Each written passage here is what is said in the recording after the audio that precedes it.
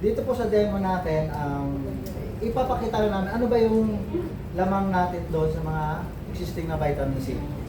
So, ngayon, i-demo po natin siya. Meron po tayo iba't ibang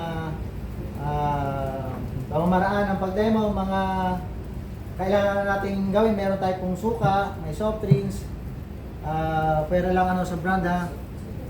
Tapos meron tayong muriatic acid. So, patutunayan natin bakit kailangan natin uminom ng vitamin C. Kasi ang katawan natin is acidic.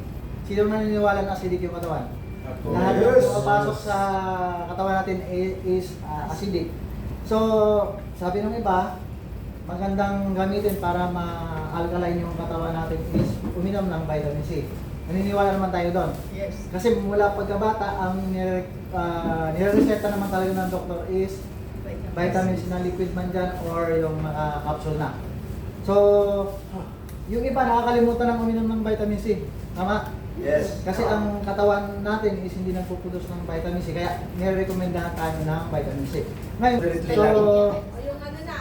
so ito lang pinakamatindi. Kung pagkasasakit, ito na yung COVID, ito na yung mga lahat ng cancer. Ang i-represent natin dito is yung yung muriatic acid. Talagas ba siya?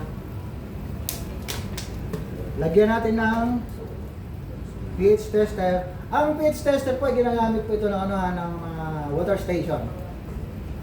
Dinitest nila yung tubig nila kung alkaline ha. So hindi po ito yung parang purpose of demo. Ginagamit po talaga ito siya.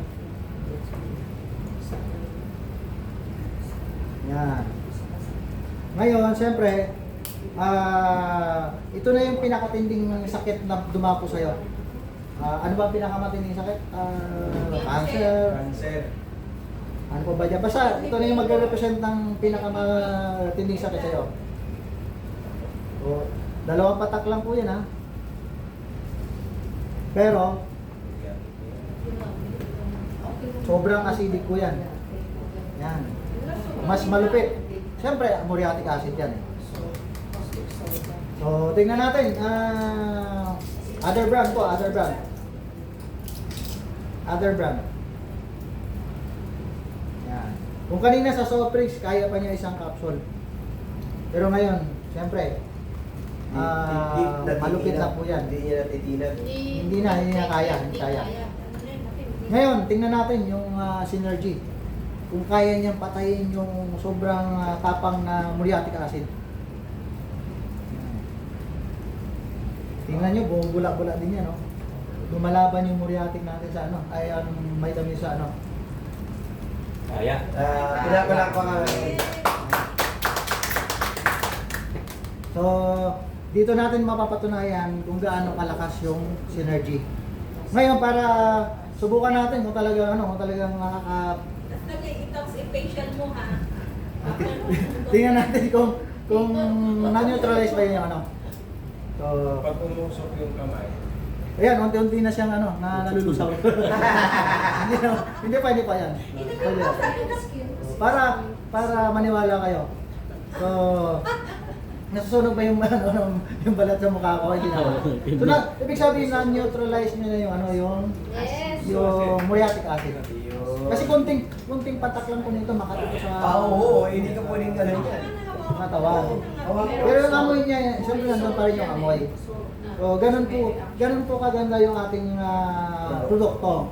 And, kinagagala ko rin ibalita sa inyo na ang synergy po ay meron po tayong FDA nito, CPR, Certificate of Product Registration po. Meron po tayong halal, meron tayong, kung sino po yung nakakalam niyan ng MIMS, yung libro ng mga doktor. So, nakalista po yung synergy natin doon. Ibig sabihin, ang ibig sabihin po na category niya doon sa MIMS is adjuvant therapy. Adjuvant therapy pala, sorry. Adjuvant therapy. Adjuvant therapy po. So po. Ibig sabihin nun, adjuvant therapy is pwede siyang i-recommenda doon sa mga may cancer na magpapagaling. O siguro dahil po doon sa guava. At saka kahit guyabano. Guyabano. Guyabano parehas yan. Pang-cancer talaga yun. Yun po yun. Guava and guyabano. Kuya Balo. Combine po tayo ng guyabano and guava.